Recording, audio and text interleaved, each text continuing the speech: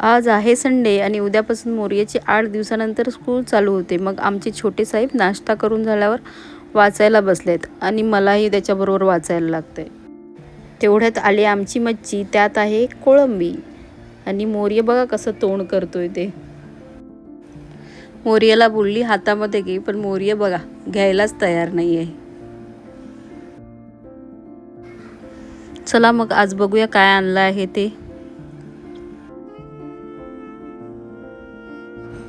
ही छोटी मच्छी माहीत आहे का तुम्हाला? माहीत असेल तर मला नक्की नाव सांगा. आता कोळंबी साफ करून घेते. ह्याच्यामध्ये जो काळा धागा असतो ना तो काढून टाकायचा असतो.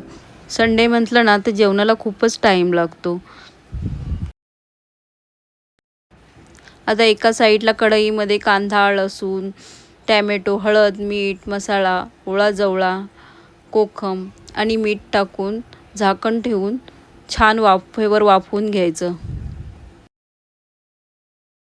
आता दुसरीकडे कोळंबी फ्राय करून घेते. आज जेवणामध्ये डाळ, भात, कोळंबी फ्राय, कोळंबी रस्सा, ओळा जवळा, बस एवढंच. आता जेवण तर बनवून झालंय, पण आता आम्ही दुसरी तयारी करतोय. मोर्याची स्कूल चालू होते उद्यापासून. मग त्याच्या स्कूलमधून मेसेज आला आहे की सर्व बुकवर, बॉटलवर सगळीकडे नावं लिहून पाठवायचे. मग आता मी ते काम करायला घेतले. तुम्हीही असं करता का तुमच्या मुलांच्या बाबतीत? तर मला नक्की सांगा.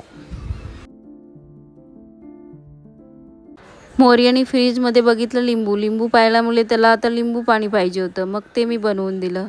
मग नंतर थोड्या टायमाने साहेब गेले बाहेर खेळायला.